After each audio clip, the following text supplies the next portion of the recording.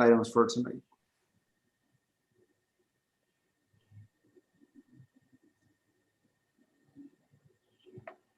All right.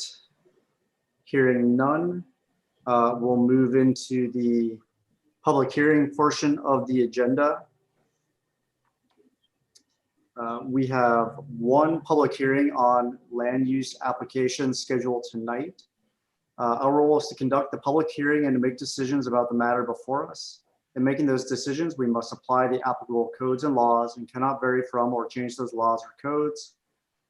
Members of the Historic Review Board are to be unbiased.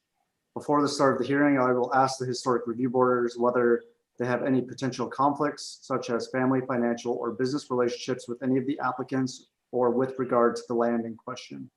I will also ask whether any of the Historic Review Board members have discussed the application in question with any of the parties or have independent knowledge of relevant facts, such as from a visit to the site in question. Any member of the audience may question any Historic Review Board member about their disclosures. A staff report has been prepared for each application and has been made available to the public 7 days before the first public hearing. The staff report identifies the approval criteria that apply to each applicant's proposal. Staff has analyzed the criteria which are contained in the staff report. The quasi-judicial hearing procedure that the Historic Review Board will follow is set out in state law and the Oregon City Municipal Code. The hearing procedure steps are shown on the Historic Review Board website. Public testimony will be called on in the order it was requested in advance of the meeting. If you have not emailed city staff at planning@orcity.org to request to speak and would like to testify, please raise your virtual or physical hand when I ask if there are others in the audience who would like to participate. For the public record, please begin all testimonies stating your name and city of residence. If you would like to receive a copy of the notice of decision, please state your mailing address or email address. Testimony and evidence should be directed toward the applicable approval criteria. If you believe other criteria apply in addition to those addressed in the staff report, identify and discuss those criteria and explain how and why you believe they apply to the application under consideration. Any person may submit written material while the public record is open on each application. Any written materials received by the city staff during the time period in which the record is open will be placed in the record. Written materials submitted during the public hearing must be presented to the city staff in order to become part of the record. If a person intends for PowerPoint presentations, reports, pictures, or other exhibits used in their oral testimony to be placed in the record, copies must be submitted to the city staff while the record is open. If they are not given to staff, they will not be included in the record. Any person wishing a continuance to present additional evidence and testimony or to keep the record open to respond to new evidence must make that request before the public testimony portion of the hearing is closed. If the Historic Review Board makes a decision with which you disagree, any issue that you may wish to appeal must have been raised on the record for the consideration of the City Commission or the Land Use Board of Appeals or both. Without raising the issue on the record with sufficient detail and accompanied by statements or evidence that the city and all parties can respond to the issue, will not be deemed appealable to the City Commission or State Land Use Board of Appeals. In addition, the failure of an applicant to raise constitutional or other issues relating to the proposed conditions of approval with sufficient detail to allow the local government or its designee to respond to the issue precludes an action for damages in circuit court. Okay, we'll now open the record for Oregon City file number GLUA 21-00015 and HR 21-00008, historic review for exterior alterations to a non-contributing home in the Kenema National Register District at 601 4th Avenue. I'll now ask each Historic Review Board member if they have any ex parte contacts, conflicts of interest, bias, or any other statement to declare. I do not. I do not. And I do not either. And then have the members of the Historic Review Board visited the site? Yes. Yes. And I have as well. And since we visited the site, do you have any perceptions about the site to put on the record? I'm sorry, my My computer froze. Oh, I guess, was there any notable perceptions about the condition of the site that you would like to put in the record? No. No. And I don't either. Does anyone in the audience wish to question any of the historic review board members about these disclosures?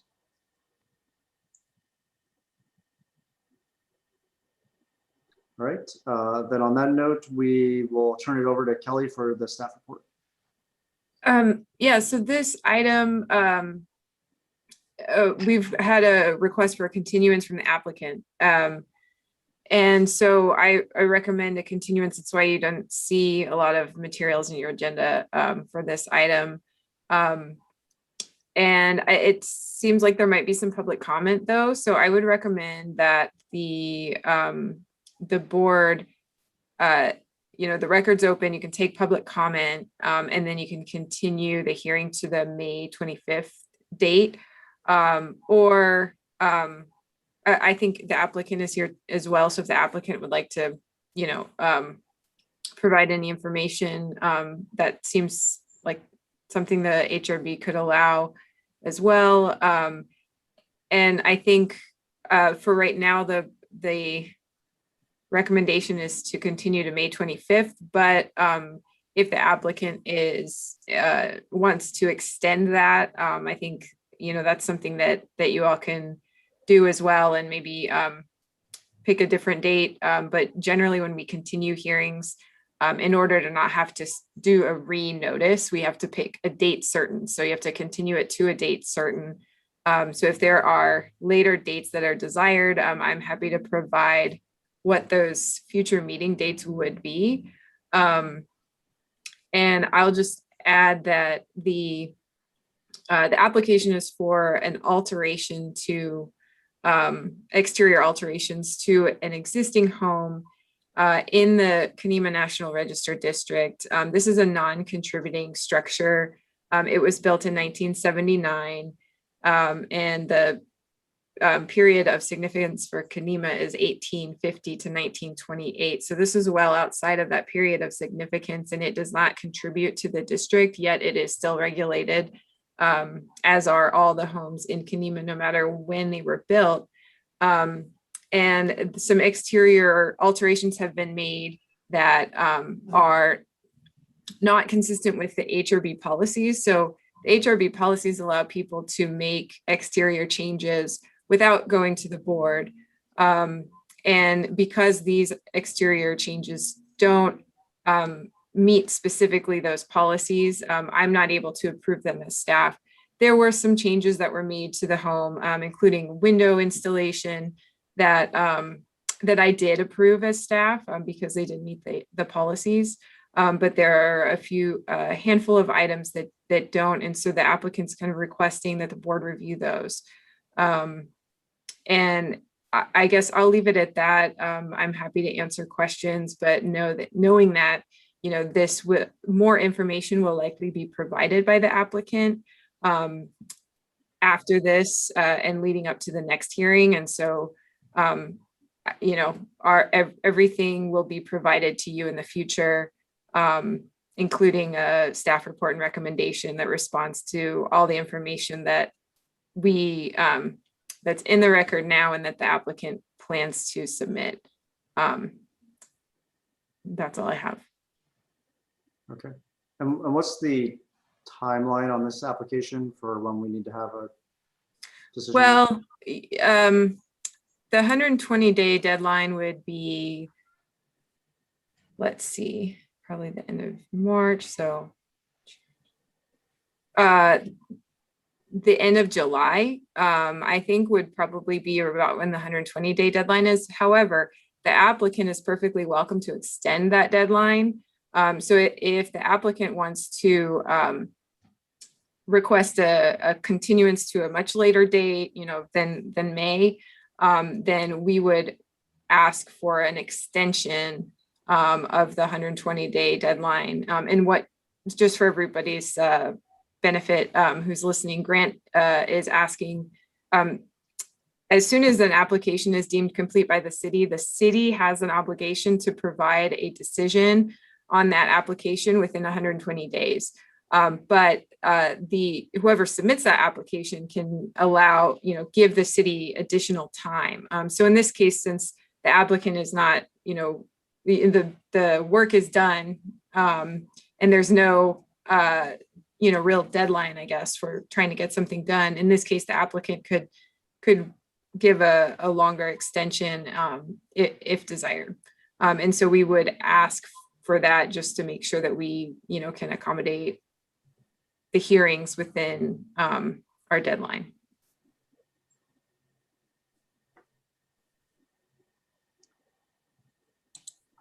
Okay, thanks, Kelly. I guess then we'll open the floor to the applicant for any testimony that you want to give tonight. You have up to 15 minutes if you would like, but you don't have to use all that time. Sure. I think it's nice to put a face with a name, Kelly, by the way. We've emailed back and forth so much. We did submit a pretty large and extensive application to Kelly, hard copies as well as electronically as required. And we're prepared to go before the board this evening. And on the 21st, I believe the 20th or 21st, about 6 days ago, Kelly emailed us in the evening that there were 2 other items now that were being introduced for review. So because of that, we asked Kelly if we could have a continuance so that we had more time, just like we did initially, to gather appropriate materials and amend and revise our initial application responses to include responses to those 2 additional items. And so I think we probably want to leave it at that because we're still in the middle of gathering that information and rewriting our application responses to those questions so that once it's now completed, including this new, these 2 new issues, we'll be prepared for next time again. Okay. And then you plan to, we'll have a full review at the next meeting then is what your preference would be, the May 25th? I'm hoping so. I'm not familiar with this process. No, Kelly just explained it pretty well, but I don't know if that all means that we need to decide that exact date this evening. If so, then we will do our best to accommodate it. We both work full time and have a baby. So I understand that if we wanted to go in front of the board by May 25th, we would have to have our materials in by May 11th. And that doesn't give me too much time to get all that prepared, being the 27th. So while we, in good faith, will aim for that as hard as we can, I don't, if that has to be decided tonight, then fine. It would be great to have a little bit of flexibility in our time frame on actually settling on that date, just because of our obligations and having no time as new parents. Sure. So I think we'll take testimony too, but we can continue the application to next month. If Okay. for some reason we need to continue it further, we could, Okay. but we generally need to leave roughly another month in the event that anyone were, not that we would expect it to happen, but if someone were to appeal the decision to the city commission, for them to review it then within the 30 days. So if Okay. we extended it another month past May, then we would likely need to request that you extend the 120-day deadline from when the application was initially submitted, if that makes sense. Okay, and so you would need us to request that formally here this evening, is that? Not this evening. So I guess if, I'm just saying, if we needed to continue it past next month again, then we Okay. would likely be running into that Sure. kind of problem. So Okay, at that time, I understand. So we'll aim for May 25th, and we'll do our best. And if we can't, then we'll go into that understanding that we'll have to request again at the May meeting, a continuance of that extension of that 120-day regulation, if I understand that correctly. perfect. Okay. Do Thank any of you. the other board members have any questions for the applicant before we move on to other testimony? I don't. Nope. Okay, very good. Then in that case, we'll move on to any other public testimony for the record on this application. So we'll have 5 minutes for any representatives of recognized neighborhood associations, government agencies, or other incorporated public interest organizations, and then 3 minutes for any individuals.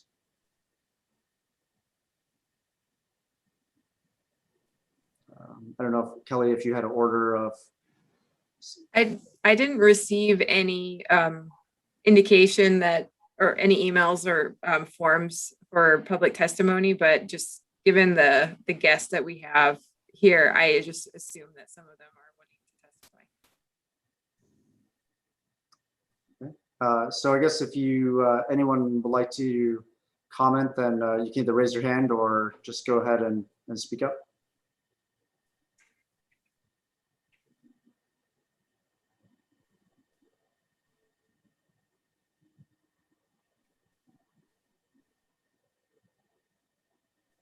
All right. So I guess I'm not seeing anyone. So in that case, I think we'll go ahead and leave the public record open for additional comments, and then we'll move to continue HR 21-00008 to a date certain of May 25th, 2021.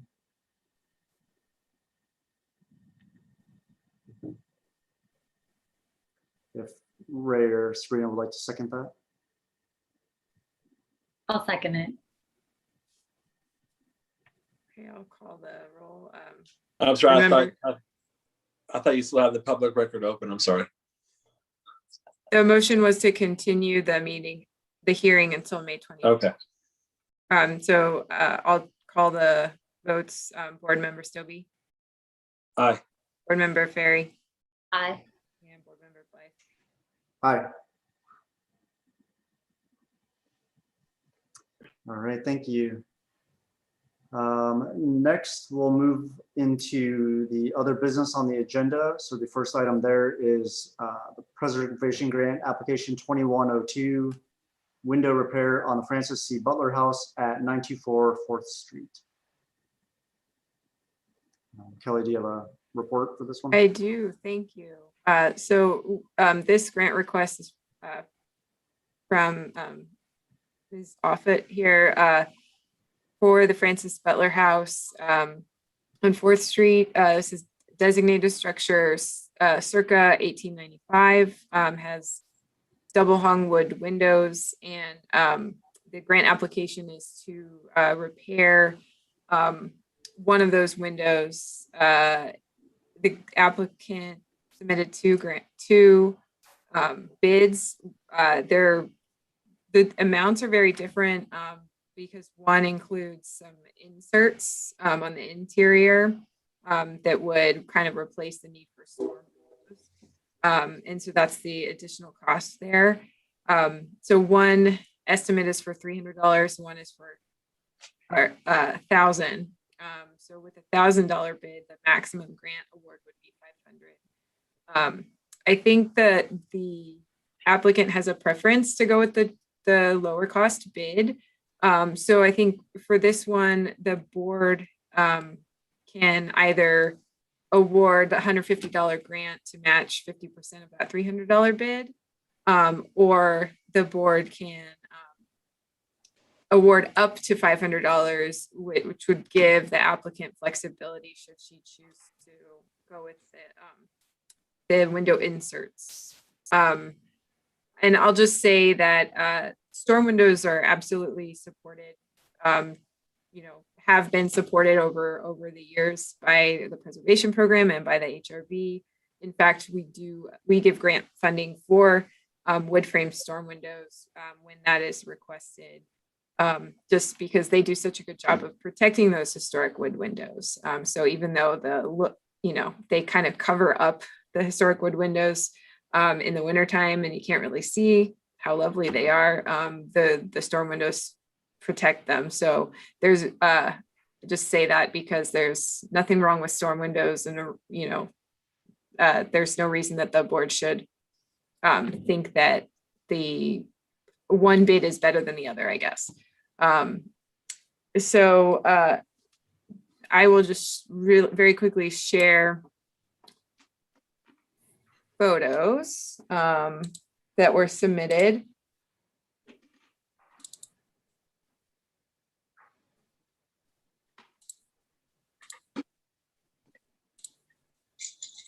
Okay. So there's the window in question. So it sounds like the work would be reglazing, doing a little bit of repair work. And I think this is the one, the applicant can correct me if I'm wrong, that it doesn't function very well. I think it's painted shut or crooked. And so that needs to be fixed. But I will go ahead and stop and let Ms. Offit add anything I missed. Well, there was in the one picture, there's a peg that it shows. And the original setup was there's holes and the pegs go into it, but the holes have long since been reamed out. So that hasn't worked in any time that we've lived here, and we've had to prop it up with a stick. And it never did have weights in the side. And now it'll be fixed by having clips in it that allow it to go up and down. And also there's a sash stop on the side that's missing. So it's those three things. It's fixing, reglazing it where it's cracked, putting the clips in, and putting the sash stop in for the least expensive bid.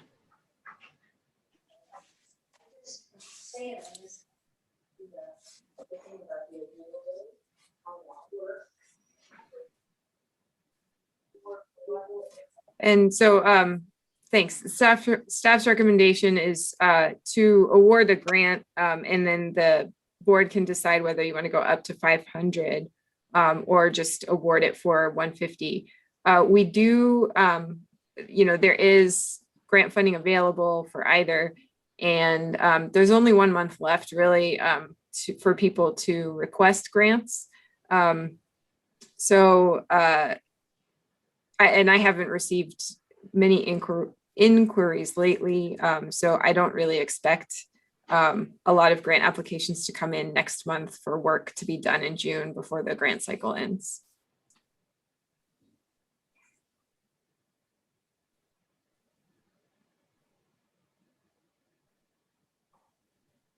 Sorry, I was muted.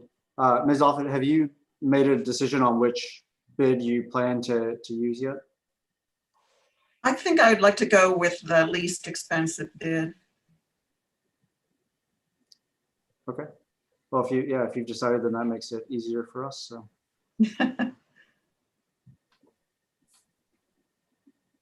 I certainly appreciate you all considering this grant.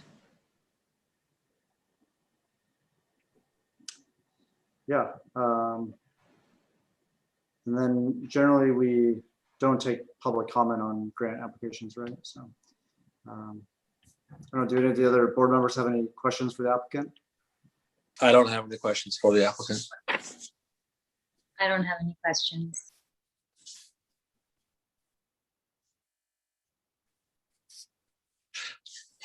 Right, then I think I could go ahead and move to approve the preservation grant application 2102 in the amount of $150. Well, thank you. I'll second that.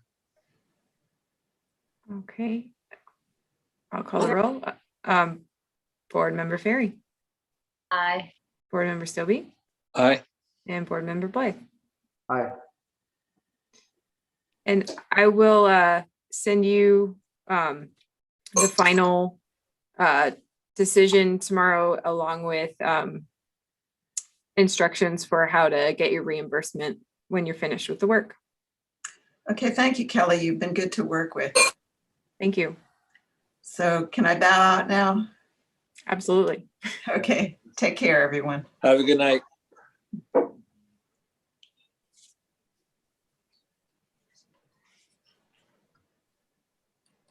All right, next item on the agenda is item 3, the Ruth McBride Powers Preservation Award.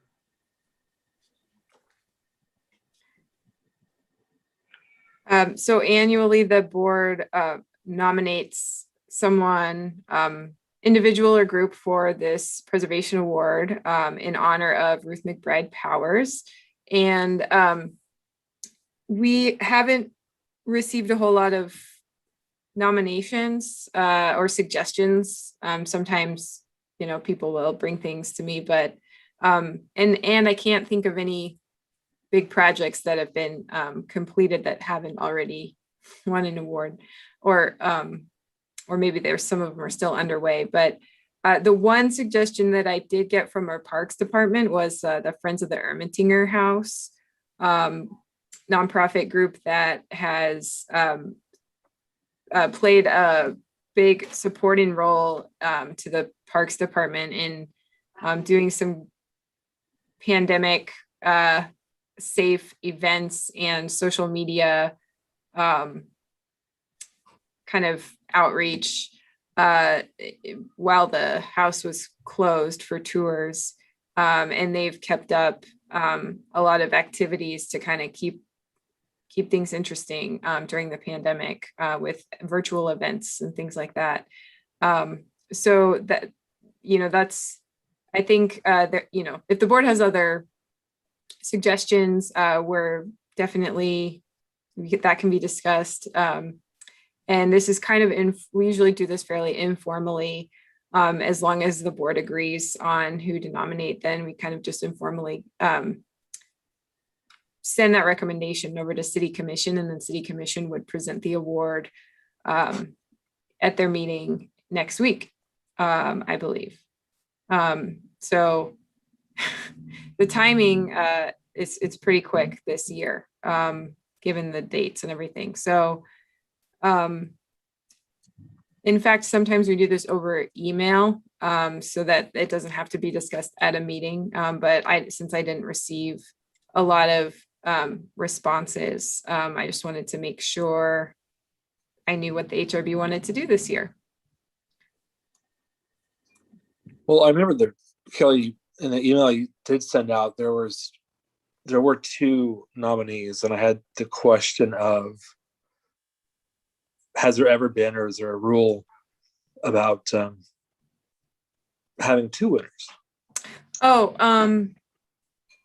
I don't think so. And I guess, yes, the other suggestion was, and I guess I don't know exactly who this would go to, like if there's a different name, but volunteers from the Clackamas Historical Society have been doing lots of kind of upkeep work on the Stevens Crawford house. So that was the other idea. Thanks for reminding me, Ray. But again, other than knowing that they are volunteers from this historical society, I don't know who that is or if there is another name for them. I think that would be the appropriate name, unless, you know, I know that timing is not really there, but maybe reaching out to the historical society or the board, or finding out if there is a proper name. But Sure. I personally, I think they, in spite of what's happened over the past 13 months or so, both groups have done an outstanding job, given the circumstances of doing the work they have done for their respective organizations. So I would move to recommend both. I agree. I think if we can split it, that'd be great. They can both receive it. Yeah, I'm on board with that. Okay. Well, I will just prepare the information then and make sure that it gets to City Commission for next week. Thank you. All right. Fourth item on the agenda is the summary of community input from the Compatible Change Project. Yeah, so we, instead of scheduling a work session at 6 o'clock, which we used to do more often, I figured the agenda was light, we can just do it at 7. But if in the future you all want work sessions to generally be at 6, you can let me know, and I'll kind of work with Grant as we go in the future. But so this is kind of just a work session item. Last year we kicked off the Compatible Change Project after getting some direction from the City Commission that we needed to, well, that the city should take a look at the thresholds for review, and for homes that are not designated in McLaughlin. And because we know that we have lots of uncertainty around major public improvement threshold reviews as well, we kind of threw that in and made it part of this this project. So we hired an intern from Portland State Masters in Planning program to work for several months to help us with this. And Sean Canny from PSU did a fantastic job, and his internship ended last month. He finished up with some really great summaries of the public engagement that we did.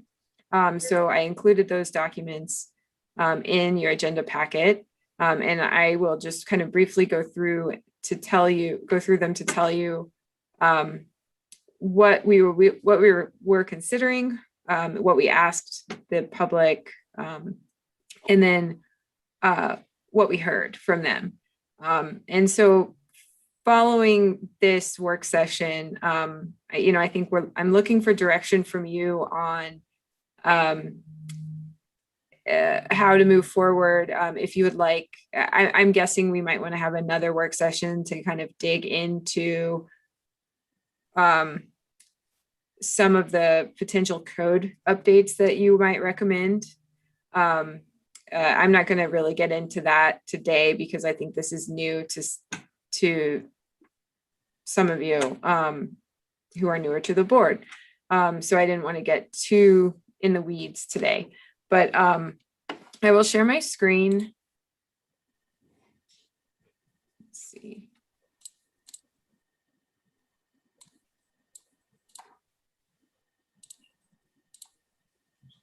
Okay.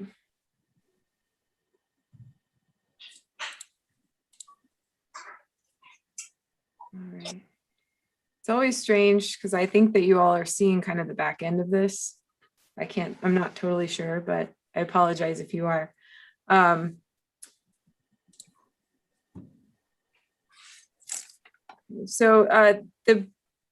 get in when I get into kind of describing the things that we're considering. I think that'll help explain more about why we're doing this.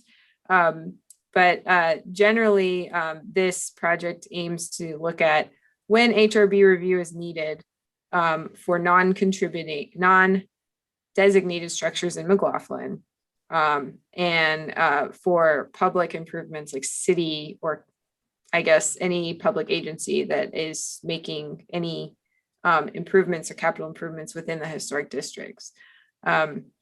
So Oregon City's historic districts are Kenema and McLaughlin. In the Kenema National Register District, all structures are regulated in the same way. They're all subject to historic review when an addition is proposed.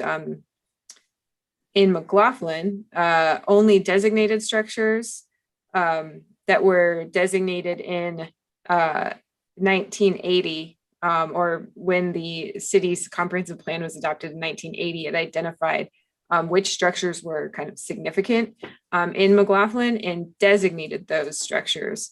There may have been a few added over the years if owners voluntarily wanted to designate their property. Otherwise, McLaughlin actually has more non-designated structures than it has designated structures. And in McLaughlin, if you have a non-designated structure, you can change the outside of it however you want. There's no historic review required. But if you want to build on that property and you pass the threshold for review, then we consider it new construction and the board reviews it. And so that threshold right now is 30%. So if the addition is larger than 30% of the original square footage, then that would trigger board review. It also, if you're constructing an accessory structure like a detached garage or a shed and it's greater than 200 square feet, that also triggers review. Otherwise, you have no review, not even staff level. You don't have to meet any guidelines. So right now, McLaughlin, like I said, 35% of the structures are designated, 65% are not designated. So before I go into the next part, the issue that has come up and why this project got started is that there, because we don't have a great definition of remodeling versus new construction in the building department, and our definitions for historic review don't really cover kind of a remodel project where a lot of square footage is kind of torn down and then rebuilt. We saw a home that essentially was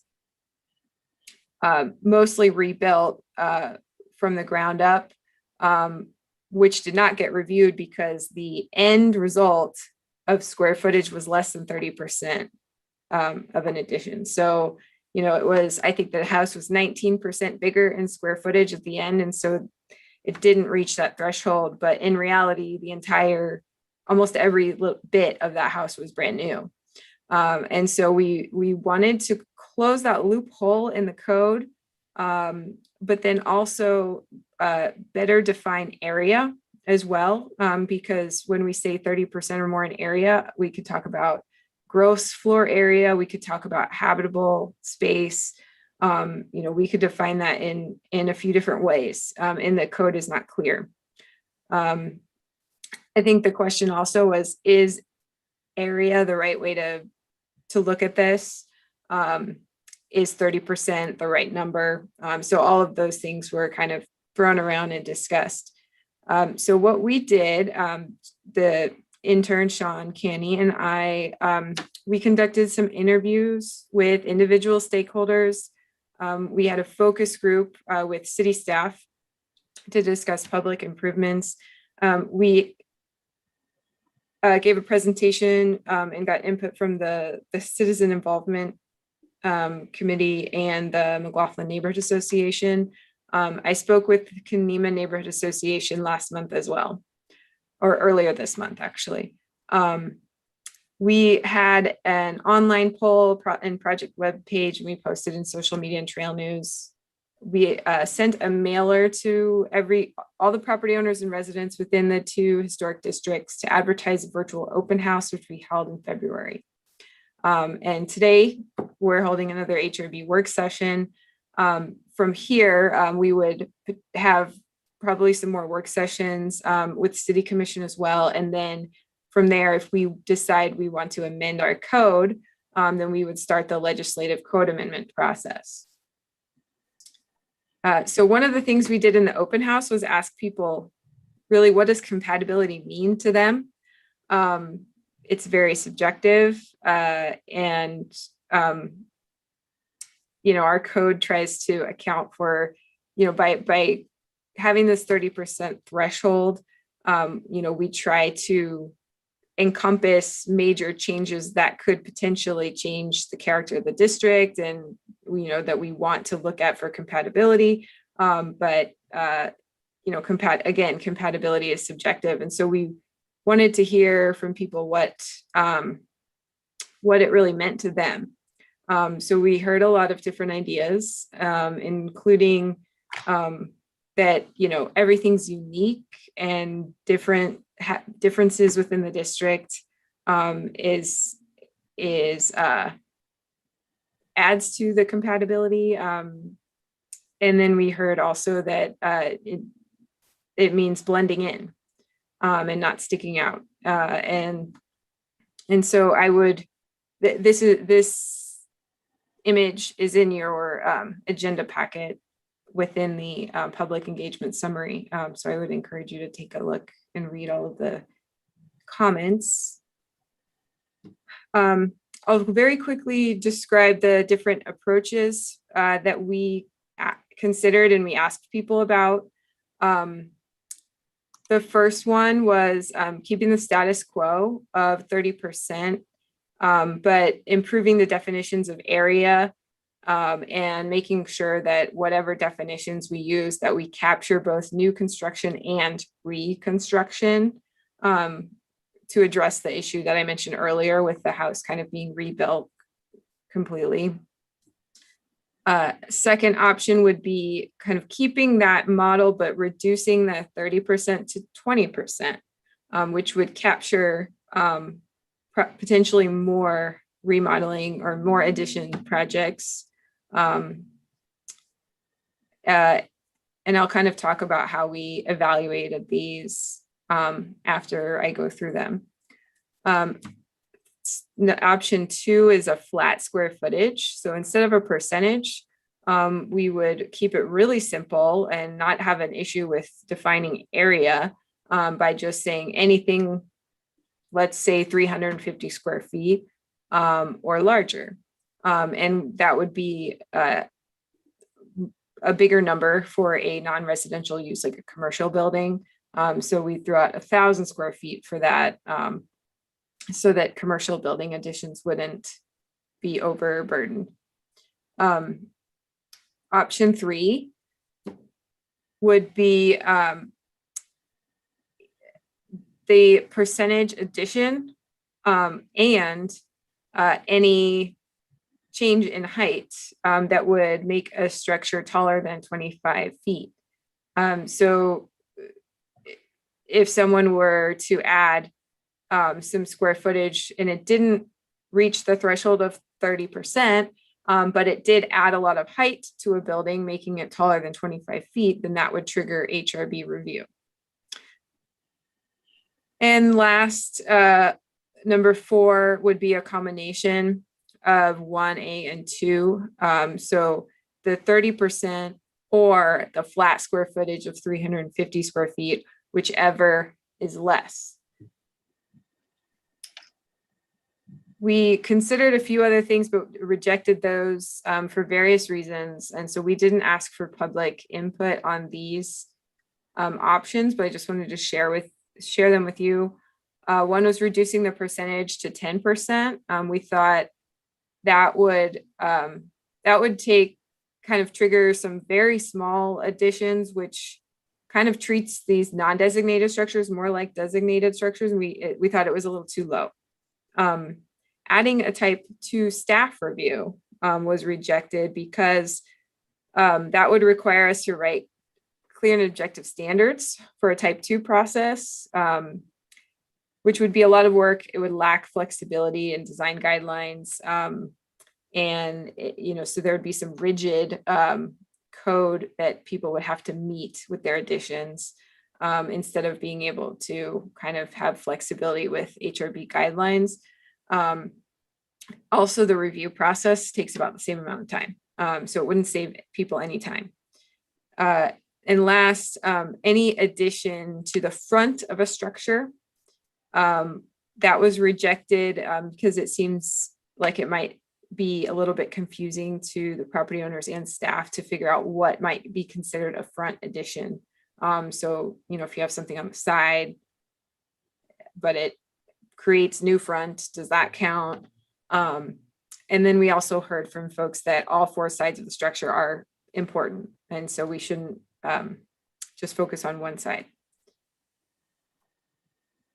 So we evaluated all of these options on kind of 4 criteria. One was provide clarity. We want to make sure that any new code is very clear, doesn't lead to any confusion. 2, we wanted to consider city resources. New codes can utilize a lot of staff time depending on how complicated they are.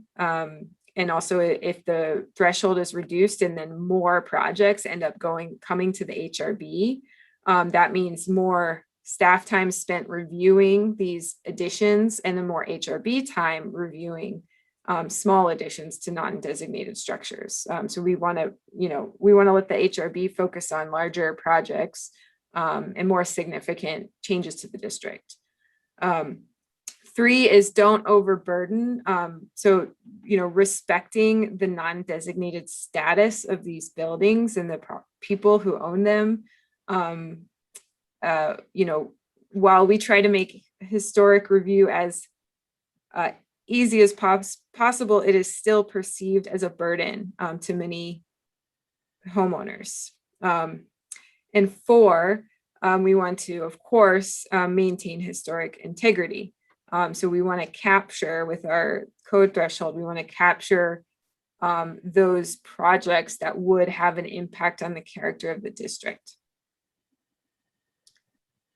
So I don't mean for you to read the words on this slide, but I just want to show you kind of when we do apply that evaluation criteria to all of our options, you can kind of see that there's no clear winner. So the green shows that it does a good job meeting that criteria. Yellow is it doesn't really have much of an effect, and gray is it's unknown or debatable. Orange would be this does not accomplish the goal. So you can see the rejected alternatives at the bottom kind of had a lot of orange and yellow. But on the top 4 options, again, no single one, was green all the way through. So none of them are perfect, but they're all different. And so we want to kind of consider all of them as we move forward. So we asked in the open house and in the survey, we asked people about these, we kind of walked them through the alternatives and asked them what they thought. And so the results were pretty heavily weighted towards alternatives 3 and 4. And so alternatives, I do want to point out, there weren't a whole lot of attendees in the open house, and while we did get participation in the survey, it wasn't widespread. So the numbers here are small. So, that needs to be understood. So alternative 3, just to remind you, was the one that included height. So a change in height that resulted in a fairly tall structure. And then alternative 4 was the combination of flat square footage and percentage. So those were the more popular options. The other comments that we heard, there was little input from owners of non-designated structures who this code change would affect most, directly. And so that was, not for lack of trying, but I think in a pandemic, it's a little bit hard to get people's attention, and everyone has different things going on these days. So we're not necessarily surprised, but we do want to make sure that that we didn't really hear from a whole lot of people who are owners of non-designated properties yet. There's still lots of time we can reach out again. We heard that clarifying how to measure area is really important, and that if the height alternative it is looking like a good one and HRB wants to pursue that potentially, that we should really consider what that number is. Is 25 feet the right height, or is it something else? So next, I'll just briefly describe the major public improvements part of this project. The code requires that major public improvements in the district be reviewed by the board through the type 3 process. And the way that major public improvements is currently defined is the expenditure of public funds or the grant of permission to undertake change in the physical character of land or the making of public improvements within a district.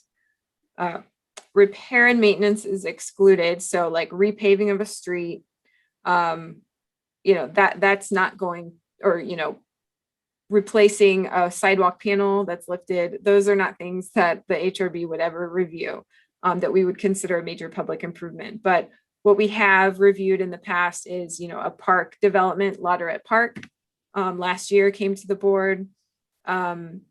We reviewed the installation of a sign that was made of non-natural materials. You reviewed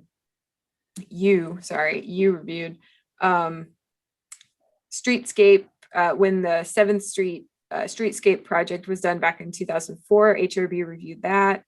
And so there are lots of different city projects that would be considered major public improvements that would come to the board. And because the definition is so broad, I think it would be helpful to let the board focus on important, significant projects, and to give our public works and parks departments some more clarity. It'd be helpful to kind of clarify the definition and really try to word it so that it captures really the most important public improvements, and can let a staff review or some sort of exemption apply to smaller projects.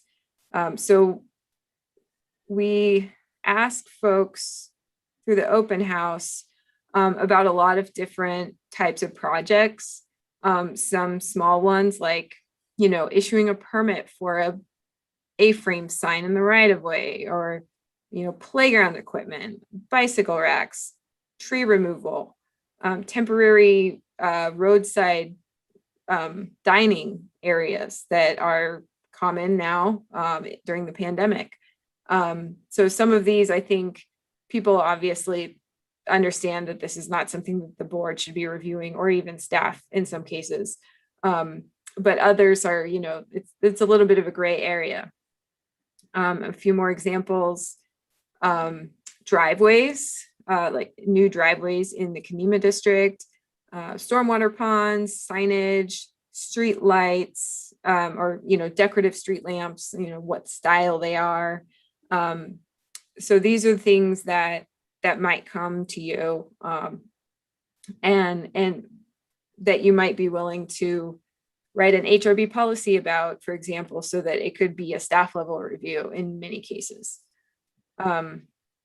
We didn't get a whole lot of very clear feedback from folks, but in general, I'll share the comments. Oh, I didn't finish the slide, I'm sorry. The first bullet only, please. Respondents support some level of review for most of the projects. And let me look at, I had my page open to look at the comments that we heard again to remind myself, and I will just take a look at that again. I think generally we heard that, McLaughlin district and Kenema district might be different.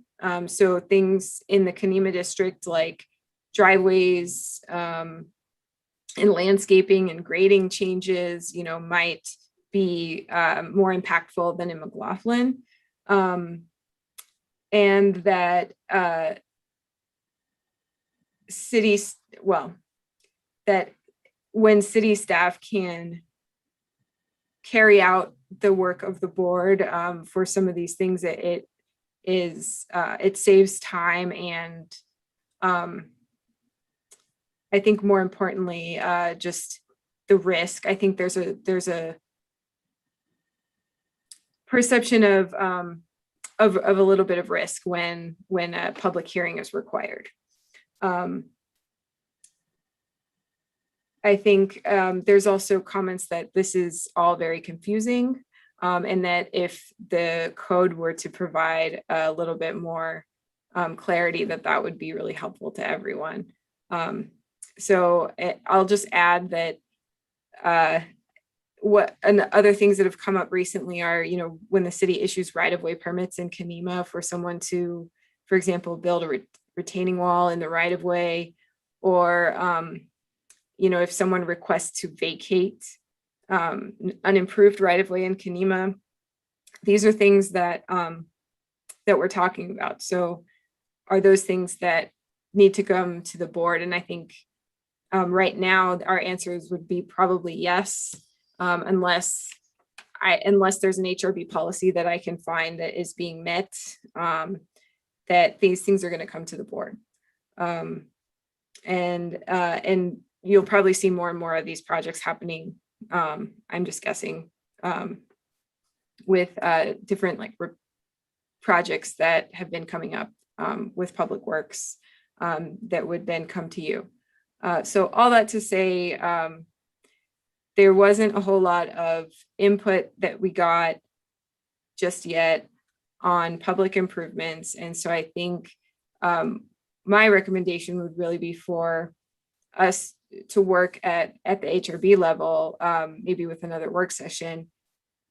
And I can bring you some recommendations or some suggestions, and then we can go out and, get some more targeted input or comments on more specific questions that we're asking the community. I think this is the type of thing that I think that people want to react to something rather than us asking them what they think should be reviewed by the HRB. So I don't have anything more. I'm happy to answer questions, or if you have some direction to provide me for next work session, I'm very happy to hear it.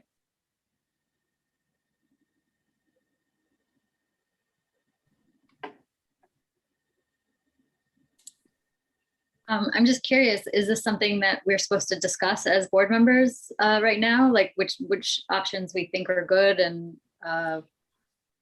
Well, yeah, I mean, you can, absolutely. I think we're not, I'm tentatively scheduled to have a work session with the city commission in July.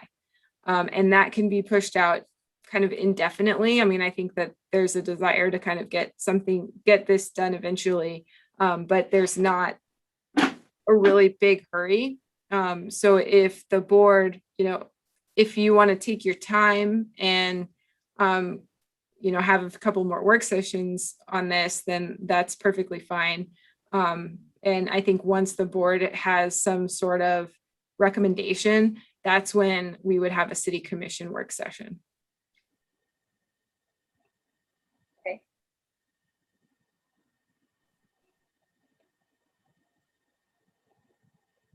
I think pushing this out until maybe next month is a good idea, because I would definitely want more than just a week to go over this. In fact, the presentation that you're sharing, Kelly, I didn't see in the packet online. I saw a different attachment. So yeah, it's I took some of that content out, but yes, I didn't put the PowerPoint presentation in the packet. And this isn't, just to clarify, this is not on the city commission's agenda for next week. It's on there. It's tentatively scheduled for July work session with city commission. So, and that can be pushed out further than July if necessary. And speaking or not speaking for the other board members, but I think we could definitely take a shot at getting this done by done with the June work session. So having maybe 2 work sessions on this, that way you can still meet your guideline and or not guideline, but soft deadline of a city commission work session in July.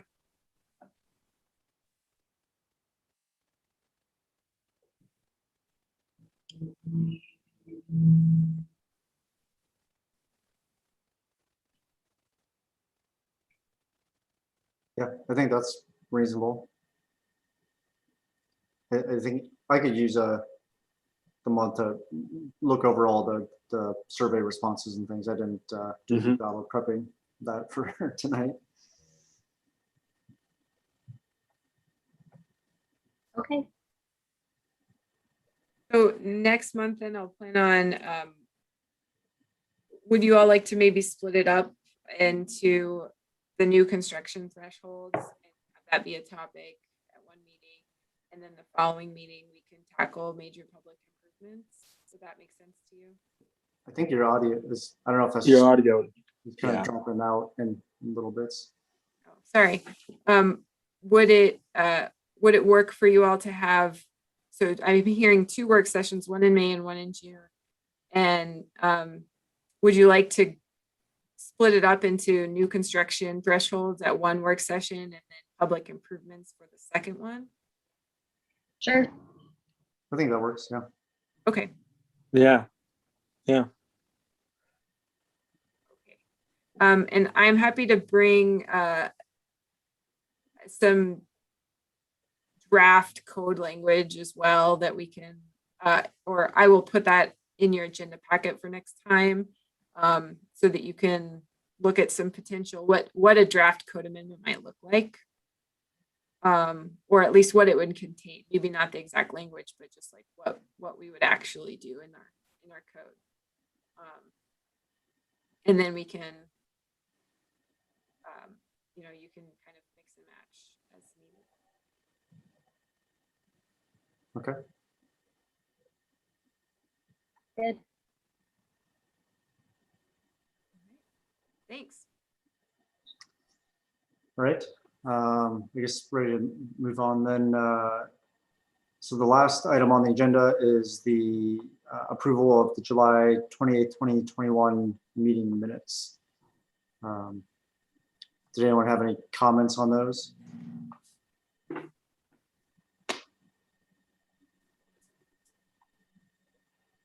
I do not either. So I guess I'll move to approve the July 28th, 2020 or July 28th, 2020 draft meeting minutes, not 2021. Second it. Okay. Board Member Stobie, Aye. Board Member Ferry, Aye. and Chair Blythe. Aye. Great. And finally, any communications? May is Preservation Month.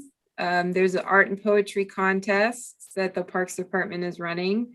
There's a proclamation for Preservation Month on the City Commission agenda for next week. And then the Ruth Powers Preservation Award as well.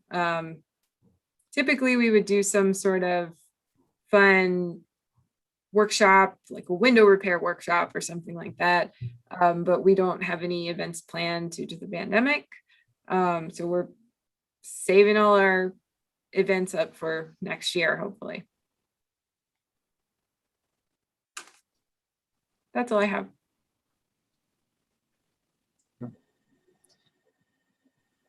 Sort of communications related, but I don't know, Kelly, if you think, I was thinking about whether we might try to, I don't know, need some sort of public communication on just like a reminder, refresher on alterations that need review. I feel like in the last while, we've all of a sudden had a stretch of small, like not huge changes, but things that projects people just started without getting the correct approvals first. And I hate getting us in the position where we have to decide and potentially cost, a homeowner a lot of money for what was somewhat of an honest mistake or otherwise. And Yeah. I don't know if anybody has any thoughts on how, if there's something we can do to kind of spread the word to make sure people are aware of the process. Well, My thought would be to, if we don't already do it, but seek the assistance of the 2 neighborhood associations would be my first thought. Whether it's attending their meeting or I don't know. The Kanema Neighborhood Association last week actually brought up the same thing, Grant, and asked me what the city can do. So I think they were looking for, they're feeling like they can't provide a whole lot. I think, just they're not equipped to let people know about it. At least not everyone, unless they're involved in the neighborhood association. I know one thing that the chamber has tried to tackle is finding a way to work with ECDev regarding a business toolkit for commercial properties and so I think I've heard a recommendation on someone trying to put together a resource kit for residential. When they go to when an individual goes to the city for a business license or realtors, getting involved with that education piece. I think we're more focused on the commercial side as a chamber, but with the residential, I think it's something that would be another avenue, maybe, is to somehow work with local realtors and even the local contractors in the city.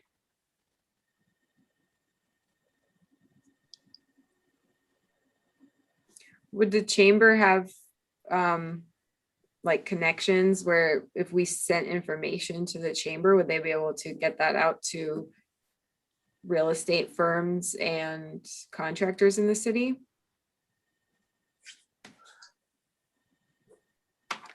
We could put we can put any information into the weekly chamber's e-blast.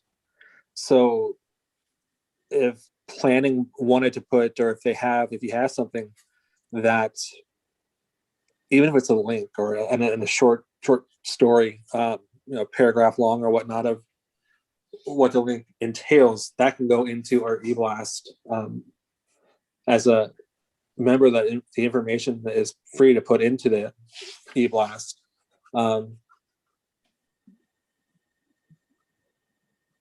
I know of one of our local contractors in the chamber who is also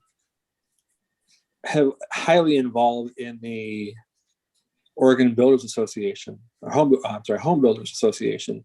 That might be a little too large for what we need, but I would imagine there are some connections there too. But on the commercial side, I know when we were bringing it up, Eric Underwood had started a business resource kit. And I think Lori Bell had taken that on, and I'm not sure if James is, what he's doing with it, if he's still working on that or developing it or whatnot, but getting information for the commercial side, which I know are kind of too far in between, but still, I still go back to that Hive social club and the barbecue place when I think of anything commercial and HRB. It's my go-to example.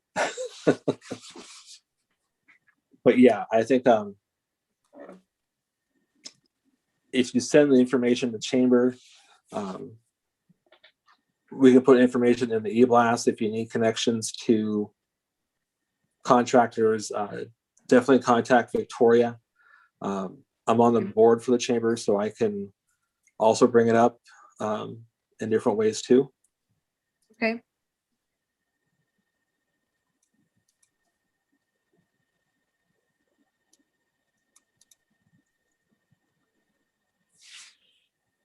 I think one of the things that we do is we send homeowner packets to new homeowners, and our GIS department said that they're getting me a new list this week of people who purchased a historic home in the past several months. So we'll be able to get those packets out to new folks. And I think that there's a benefit in sending out information like that periodically, even to people who've lived here a long time, just to remind them, that, summer season is coming up, summer projects, and people are going to be building fences and decks and all sorts of things like that. And reminding them that they need to check with us first and meet the policies. So perhaps that's something we could do, is just send out a postcard or a mailer with some brief information to grab people's attention and direct them to our website. This may not be appropriate, so definitely let me know if it's not, but what if there was I'm as a community banker, I'm also about face-to-face. And I know with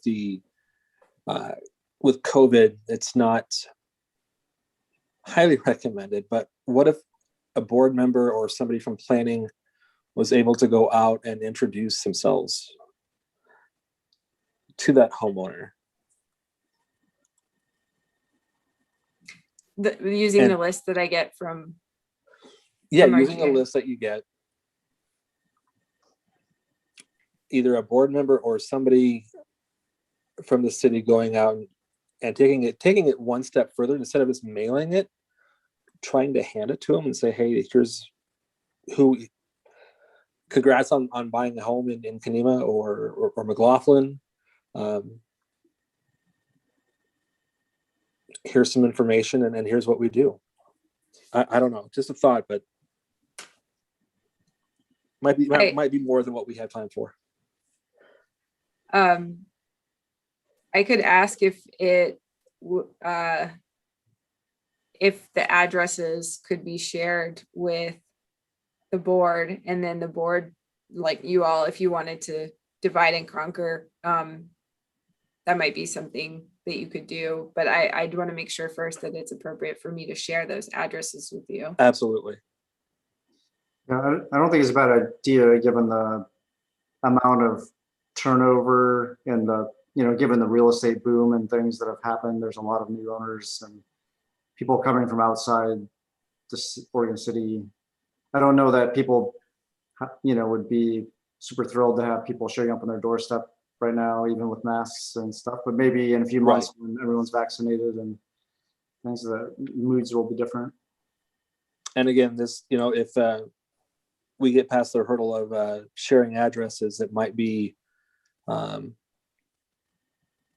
something to share with the neighborhood associations too, and get their help as well, because I know most neighborhood associations, whether they're thriving or not, are always looking to reach out and engage new neighbors. So something I think we can explore and talk about. Maybe another work session.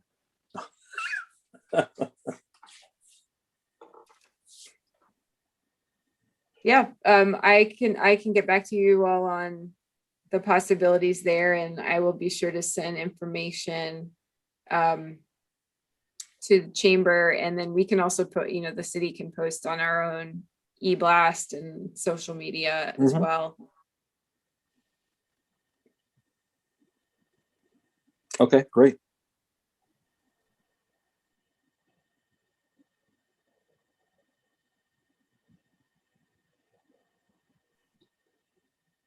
Okay, anything else?